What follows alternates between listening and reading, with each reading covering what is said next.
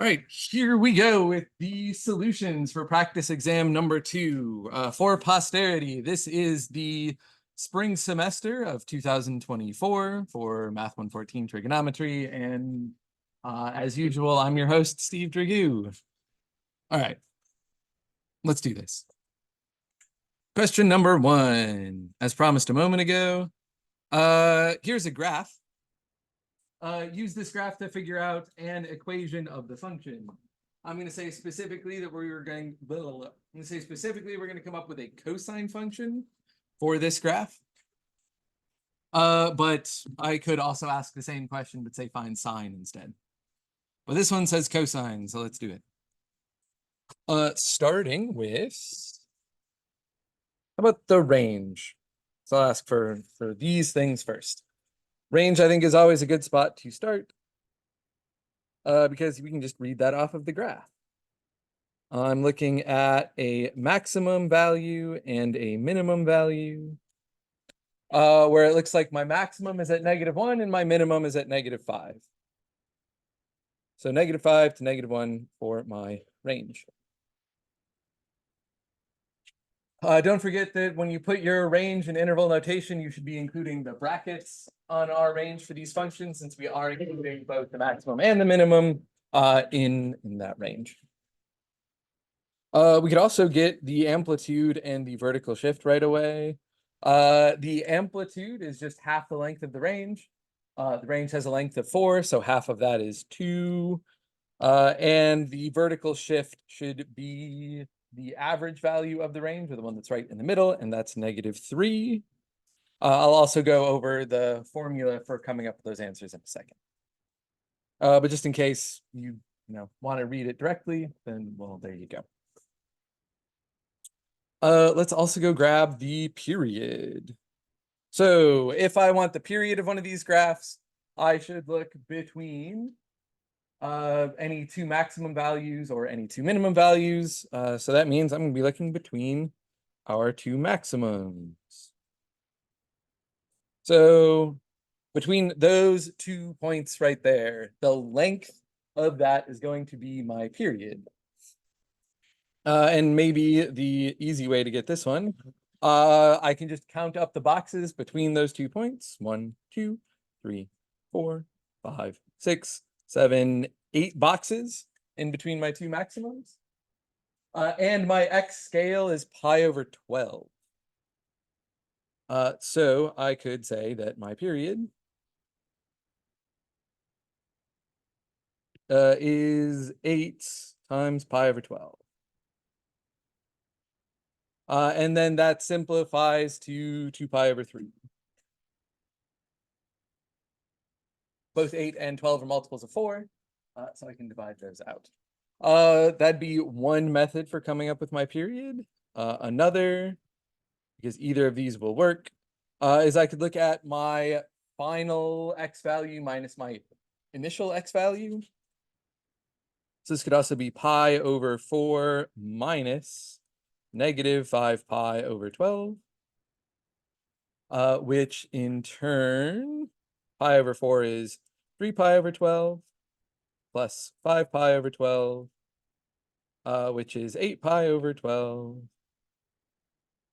and 2 pi/3. So that simplifies to again.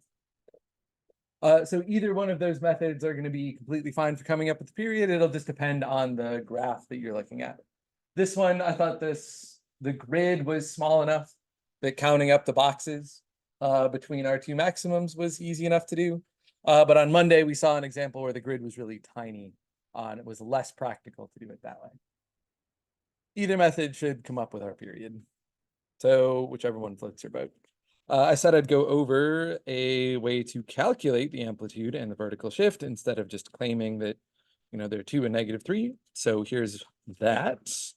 That amplitude, -1 minus -5 over 2, just grabbing my maximum y value and subtracting my minimum y value. That gets me to 4/2, which is 2. Put that in blue. The vertical shift is a very similar looking calculation. with a slight nuance. And that slight nuance is as follows. It is -1 plus -5 over 2. So I'm taking the average value instead of the difference over 2. So that gets me -6 over 2, which comes out to -3. And one last thing I want to do is grab these numbers and put them all in purple. Yeah, there we go.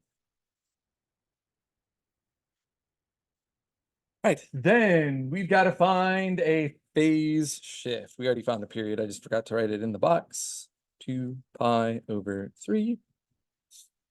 So let's come up with a phase shift. I'm going to erase those purple points for just a second. Because this thing is cosine, I should pick a maximum or a minimum value for my phase shift. I'm going to pick the one that's closest to the y-axis. So I'm going to choose my phase shift to be -pi over 12. You could have also chosen either of pi over 4 or -5 pi over 12 as well. Those would also get you to correct answers. But I'm going to do the math for choosing -pi over 12. Hey there. This was sine instead. Choose one. Y equals 3 on the y. Yeah, exactly. If I were doing a sine graph instead, one of these for sine. Yeah, my phase shift could be either of those points for sine. I think we're going to see another example of that a little later on. So I will talk more about it then. Right, so I chose -pi over 12, and at this point, I'm ready to start solving for A, B, C, and D. So, starting with A.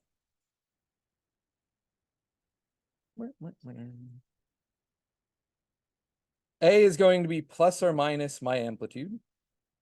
It's going to be plus or minus 2. And based on the phase shift, I'll know whether to take the positive or the negative value from that thing. So going back to the phase shift that I chose, I picked -pi over 12 because it was closest to the y-axis, but that's starting at a negative cosine value, right? I'm starting at the minimum, so A should be negative based on my choice for the phase shift.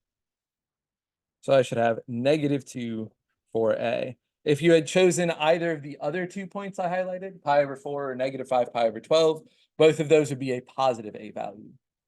Either answer would be correct. Coming up next, let's go get B. I want 2 pi divided by the period to get B. So 2 pi divided by 2 pi over 3, which is 2 pi over 1 times 3 over 2 pi. And that simplifies to 3.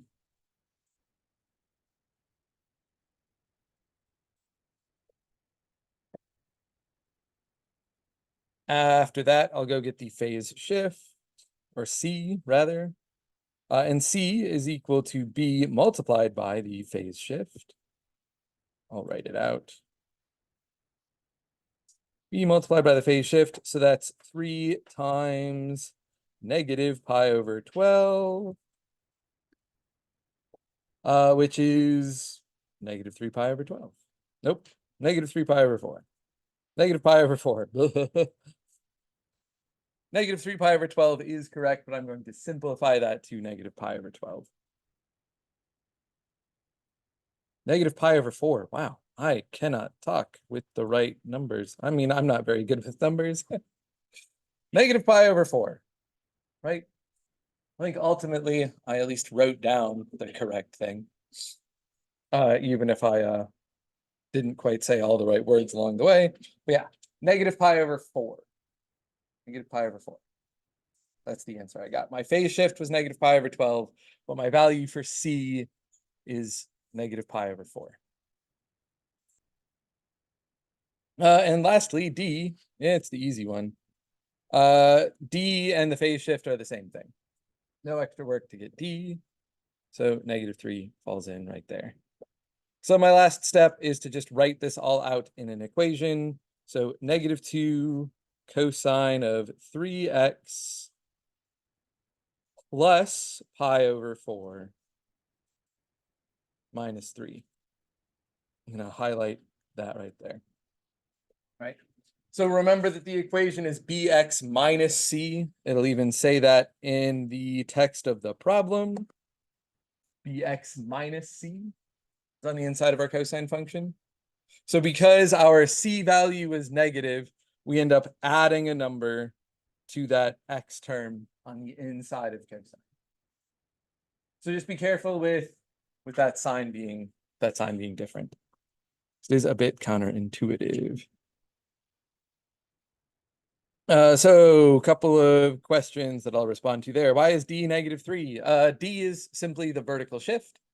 Since I found my vertical shift was -3, this means D is -3. There's not a ton of work to really show there. And then the other question, what formulas are given on the exam? None formulas are given on the exam. So you'll want to remember all of the stuff from worksheet 5, 6, and 7 to get these problems done. So the stuff that shows how to solve back and forth between our 4 linear transformation coefficients and things like the range, the amplitude, and the period. So you'll want to come in with those somewhere up in the dome.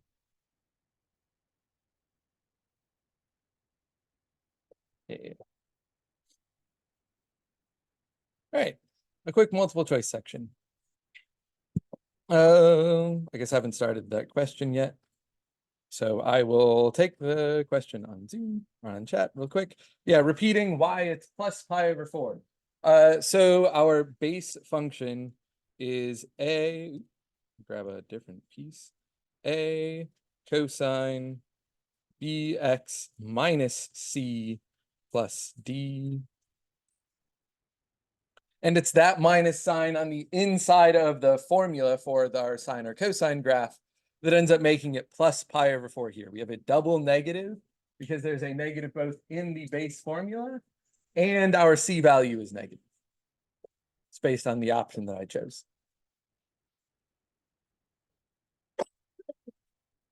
All right, back to this guy.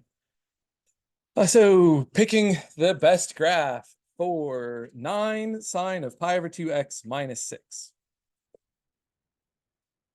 And these graphs don't have a ton of resolution on them, meaning I can't really read the scales. So I'm going to go just based on the shape. Because I'm going to argue I don't need to know all of the details. If I only have these 4 options, there's going to be a best choice and how to get there. I'm going to start by looking at my vertical shift, which is negative. Right? My vertical shift is -6, so I should be moving my graph down 6 units. But both A and D were shifted up. Since those graphs went up, those graphs can't match this equation, so I don't want to pick either one of those. So now it's between the 2 remaining, which is when I'll go look at my amplitude, which is 9. So my amplitude is larger than my vertical shift, which means even though I've been shifted down 6, my graph won't come entirely below the x-axis. Right? My height should still bring me back up above the x-axis like graph B. But graph C doesn't do that. Graph C is entirely below the x-axis, so that's not a good graph either. I think just based on those characteristics, I could come up with B being the correct graph here, even without having to investigate any deeper than that. At least if I'm taking a more holistic approach. Taking a more detailed approach, which of the following is the best function for the graph shown below? So here's my graph, and I want to figure out a good equation for that graph. So it's really just find an equation for this graph. We're not going to worry about a phase or a vertical shift here. We'll just look at our amplitude and our period. So since this thing is starting from the origin I can say this is going to be a good candidate for a sine graph. Fortunately, all 5 of our multiple choice options have a sine function written out for us. But I think I can claim pretty easily that a should be a negative value. This thing is starting at the middle, starting at the origin and going down immediately, which is characteristic of negative sine. So I'm going to get rid of any of my multiple choice answers that don't have a negative a value. Meaning just C or D. It's going to be the choice I want to go with. So to distinguish between those two, I'm going to need to know what my period is. And the period should be the length of one complete cycle. And since I'm looking at a sine graph, there's only one minimum and one maximum, so I can't look between 2 of those. So I'm going to measure my period along the x-axis. But keep in mind that if I'm going to be measuring along the middle of the graph, I should skip over a point in the middle. All right, I need to go from 0 all the way out to 4 pi over 5 to get my period, rather than stopping at 2 pi over 5. So that would give me only half of the graph. It would get me only the minimum part and not the maximum part. So if I'm going to look for B, it should be 2 pi over the period, which is 2 pi divided by 4 pi over 5, which is 2 pi over 1 times 5 over 4 pi. And then that's 5 over 2. Which means option D looks like our best choice.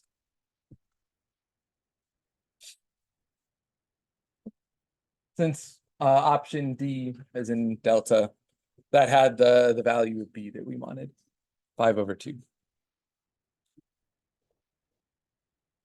Just for posterity, I'll mark in blue that I thought that was a negative sine graph.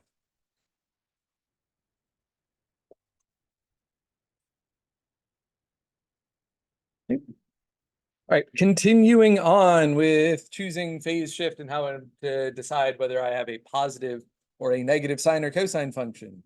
Question number 5 wants us to list all phase shifts where the value of A is positive in the equation A cosine bx minus C plus D.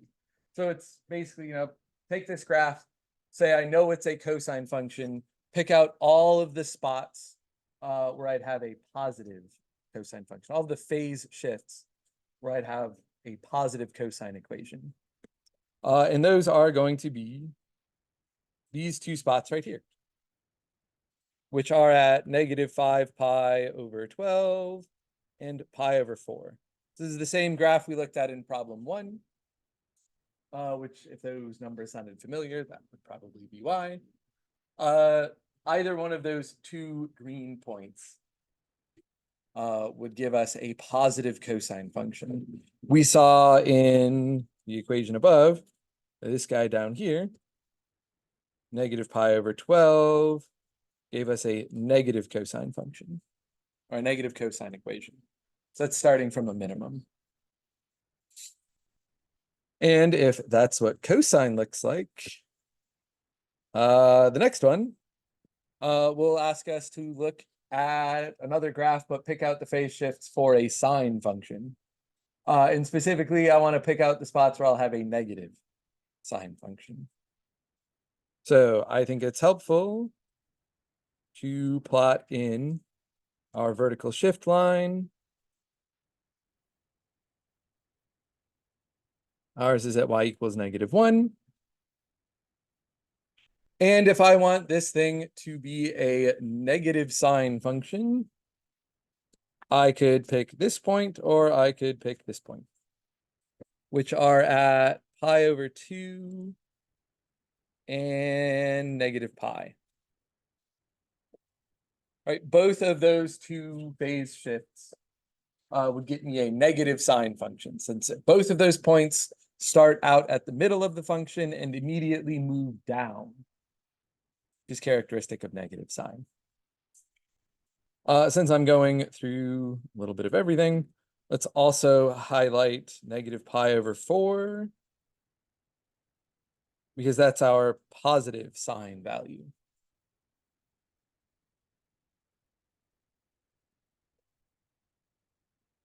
And I'll go take a question. How did I know -1 was the vertical shift? Good point. So I suppose I looked at it and I just drew my line in at what exactly the middle value was.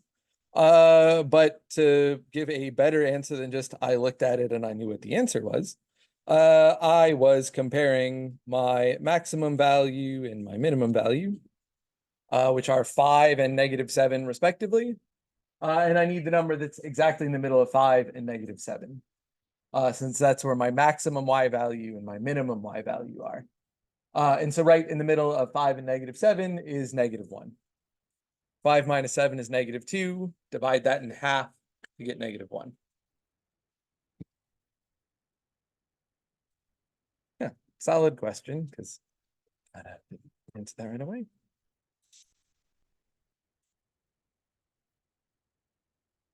Something else. So do you determine your negative and positive phase shifts based on how they will change in the equation? Yes, that's exactly how I did it. Yep. So I'm choosing my phase shifts for, I wanted a negative sign function. So since I want a sine function, I know I need to be picking a phase shift that's along that yellow line. And then since I'm picking one to come out to negative sign, I want it to go down immediately after my point.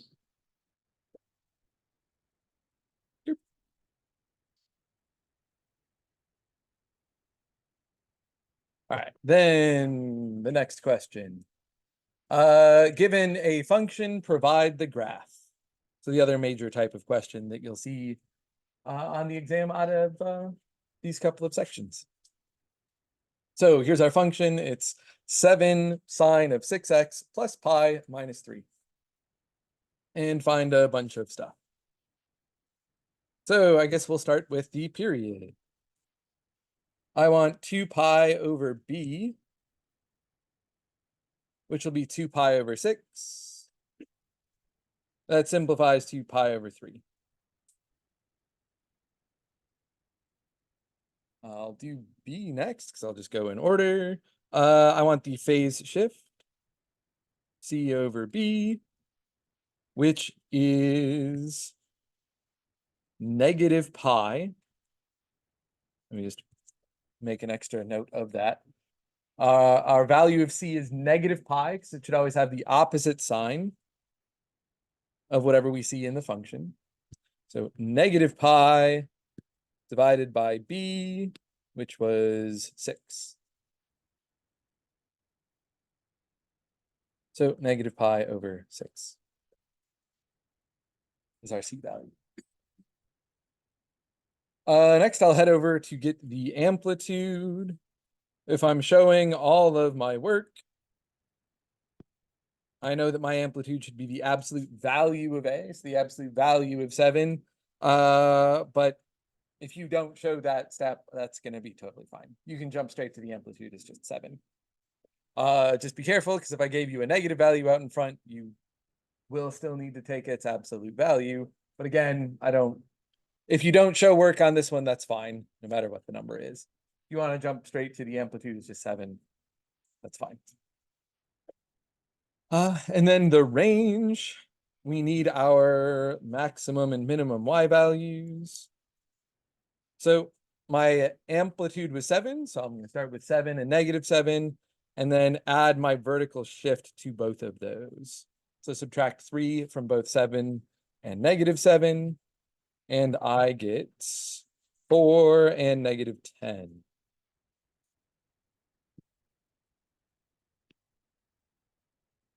So my range is -10 to 4.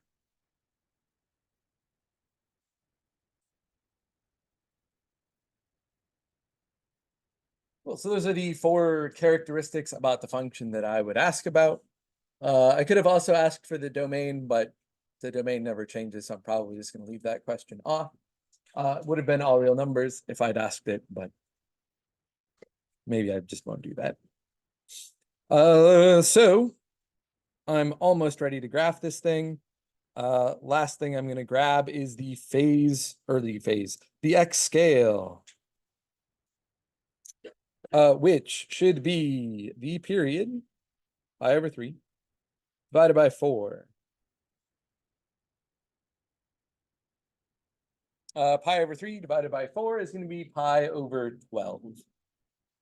It's 3 times 4 is 12.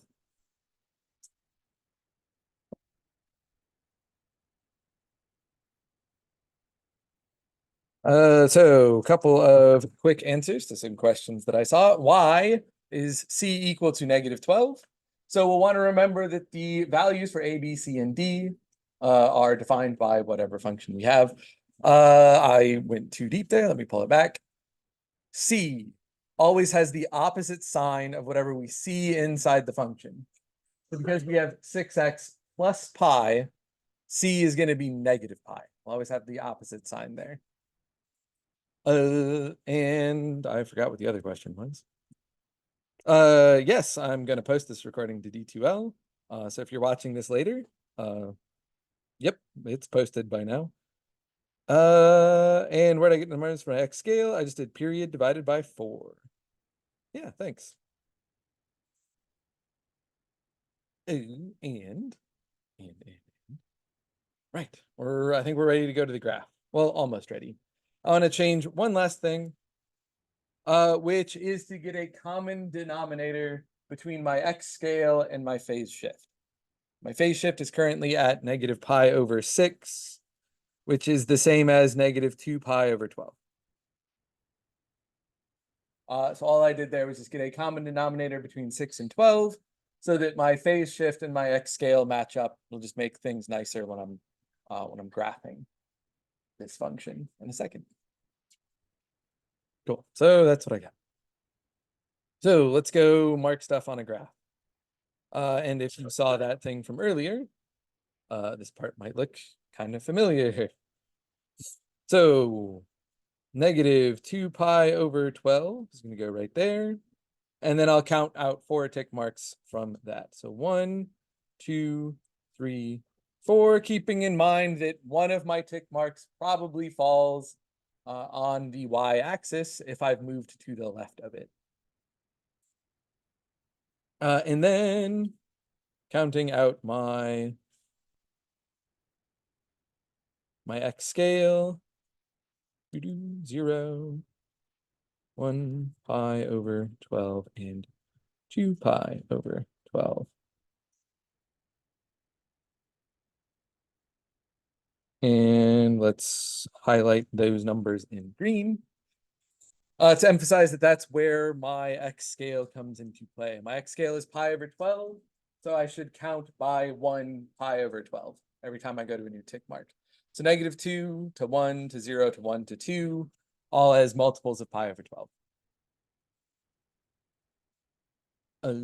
Next, I'm gonna need to shrink that down a little. Shrink all of these down just a little. Yeah. Let's put our vertical shift line down as well. So I don't think I asked for it up at the top, but that's fine. I can read from my equation that vertical shift line should be at y equals -3. Y equals -3. And finally, I should plot my y scale. It goes up to 4 and down to -10. Maybe I need to slide this up just a little bit. Yeah, close enough. This thing might not be exactly to scale, but that's going to be fine. We've got a freeform graph that doesn't have the grid behind it, so it can get a little loose. So let's plot our graph. Back up to the top for a second. We have +7 sine of 6x plus pi minus 3. So it's a positive sine graph, so I want to make sure that my graph starts at its minimum value, or starts at its middle value. Oh, I am not having the best words today. That'll be all right. Start at its middle and then move up from there. So from the middle to its maximum, back to its middle value, then down to its minimum before returning to the middle one final time. And then draw a line that connects those 5 points. Let's try to not have a terrible graph though.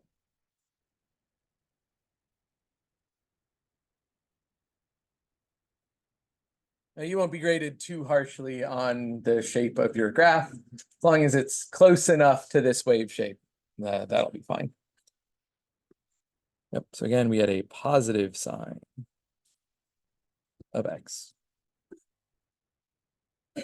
Cool. So last thing I would do is just label each of those 5 key points, which are at negative pi over 6 and negative 3.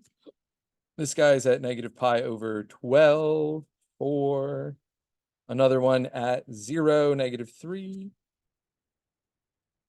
Pi over 12, negative 10, and pi over 6, negative 3.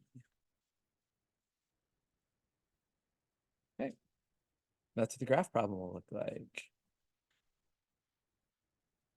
So why did I start my scale at negative 2 pi over 12? Why did I start my x scale at negative 2 pi over 12? So I want my graph to start at the phase shift.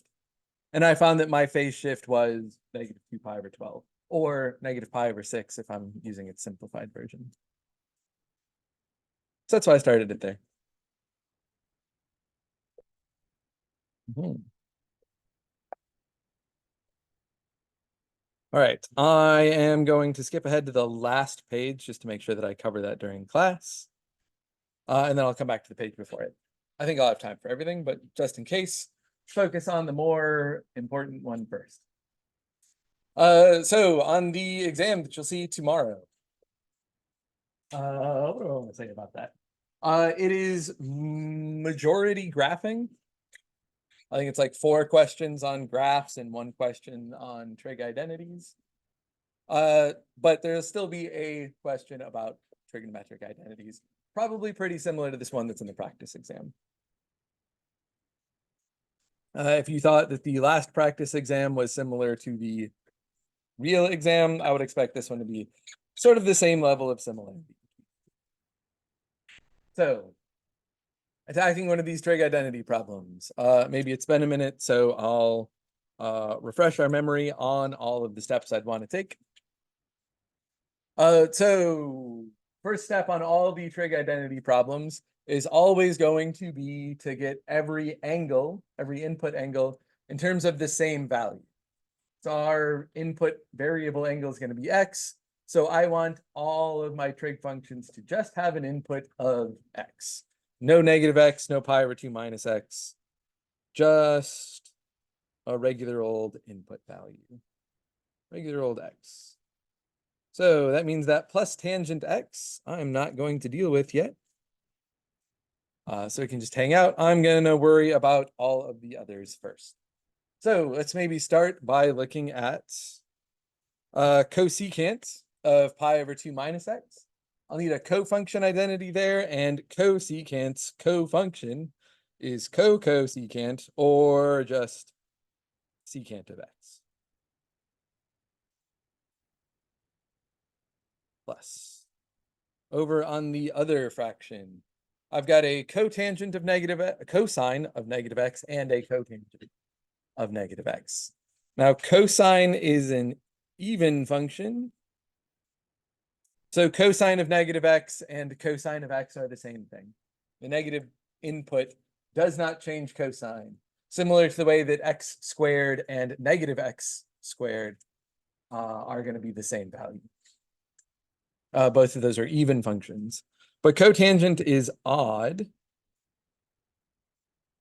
which means that that negative x on the inside can be factored out. So cotangent of negative x is equal to negative cotangent of x. And I'm going to combine one other step into this one just because I've got some space to do it.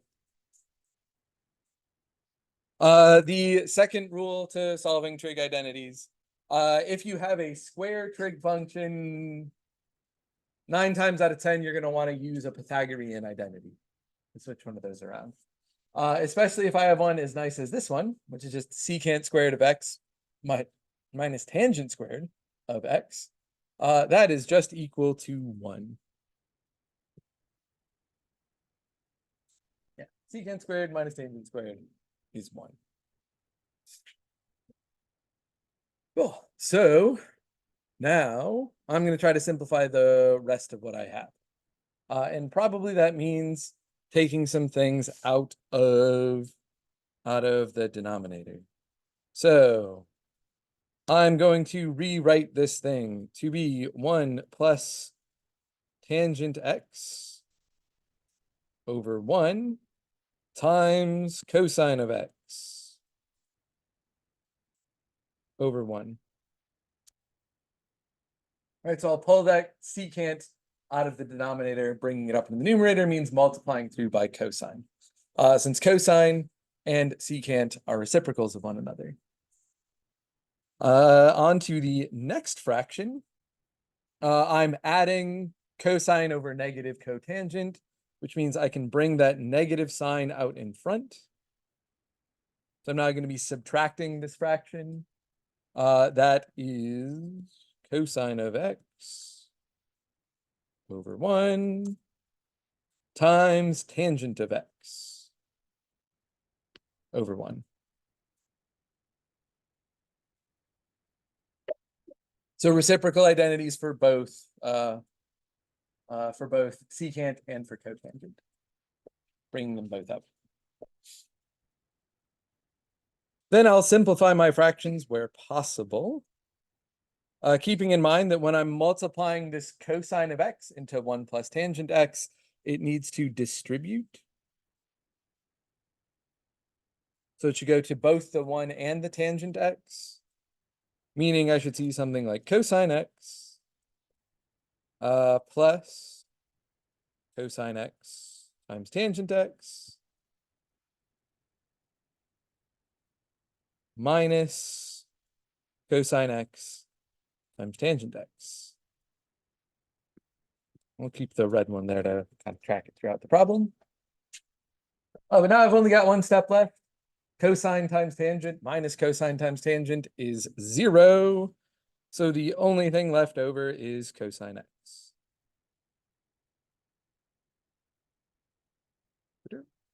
And that is what I was trying to show from the beginning. So this identity is equal to cosine of x. So I've got that in the end. I'm done. That I thought was the easiest path to showing that this identity is correct. Was true from the beginning. There are some alternate methods that will still work, and I have one of them prepped out in the script version of these notes. And the other version might have involved switching everything to sine and cosine. So I'm just going to copy and paste that into this part of the notes. Control V. And then take a look at it over here. I don't want to spend a ton of time on this because I want to get to the rest of the exam before we're done. But a fairly similar process, just with changing everything to sines and cosines, and then still simplifying from there. The first step is still the same between the two methods because the first step really doesn't change.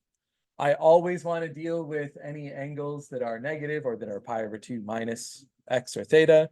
I always want to deal with those first. Pythagorean identities probably always get dealt with second.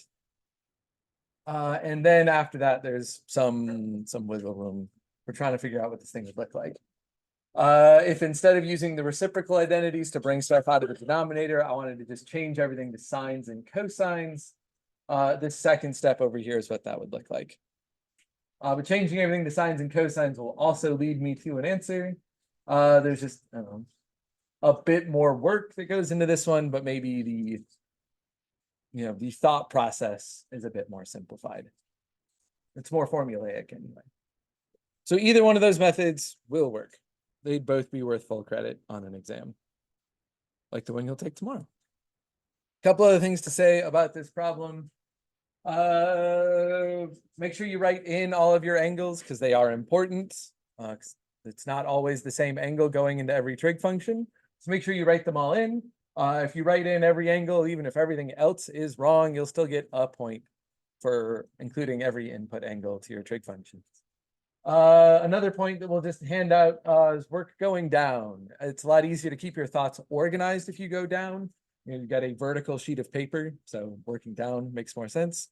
It also comes with the super helpful side effect that it's easier to grade. So we'll also just give you a point if you work going down. Make us work a little less hard as we're trying to grade these things, and we'll reward you with a free point. So outside of that, on the in recitation part of the exam, there will be only one trig identity question. So if you're going to study anything before the exam tomorrow related to trig identities, study this question. That's the one I'd be prepared for if I was you.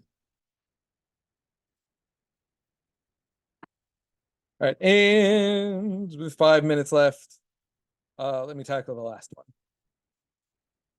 This question will be more similar to what you'll see in the online open note unproctored part of the exam, the one that's on D2L for everybody.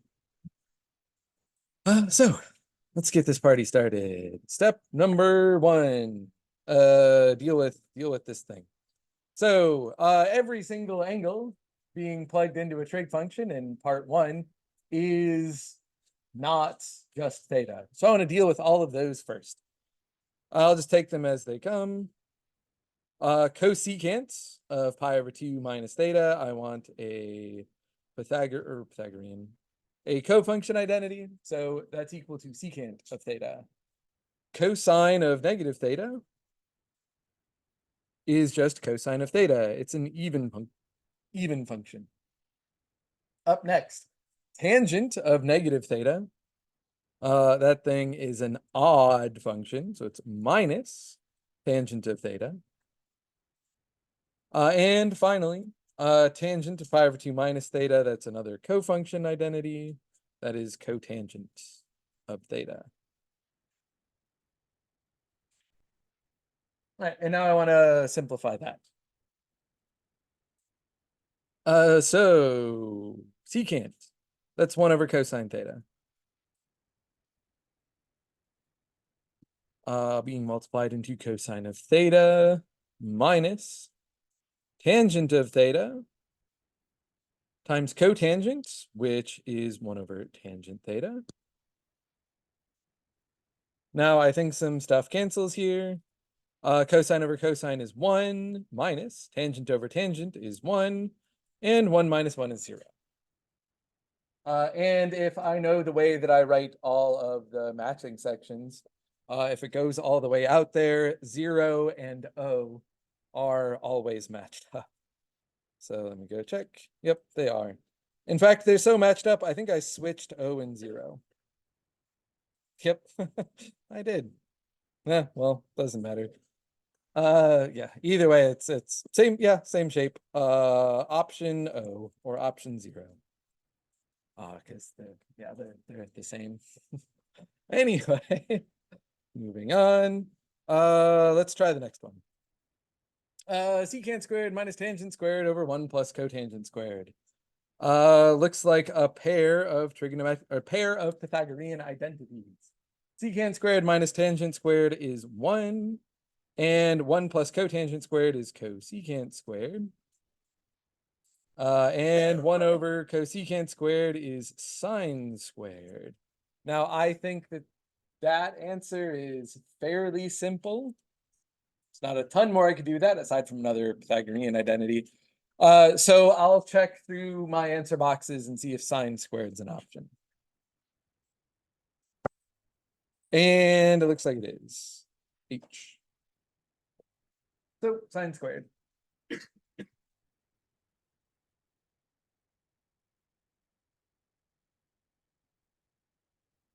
And the last question. secant of negative theta times tangent of pi over 2 minus theta. Again, we have some angles to switch around. Secant's an even function, so it's just secant of theta. Tangent of pi over 2 minus theta, its cofunction is cotangent. Probably change everything to sines and cosines here. 1 over cosine theta times cosine theta over sine theta becomes 1 over sine theta. And that's cosecant theta. So I'd probably check the box for that. And it's option E. Cool. So one last hint I'll give on this problem before I let you all go. The answer is never none of these. Right? Or at least it's never intended to be none of them. I always throw that answer in the box in case I make a mistake when I'm writing the question, but I always intend for the correct answer to be somewhere in the matching section. So if you get an answer of none of these, try again. Or at least save that question for the end of the exam and come back to it. Okay, that's and time. Hey, we made it. 1:30. I can't believe it. Cool. So I'll stick around for a couple of minutes if you have any extra questions. But otherwise, this is the end of the video. Good luck on the exam, either tomorrow or maybe in a few minutes if you're really at the last minute. Good luck. Okay, bye.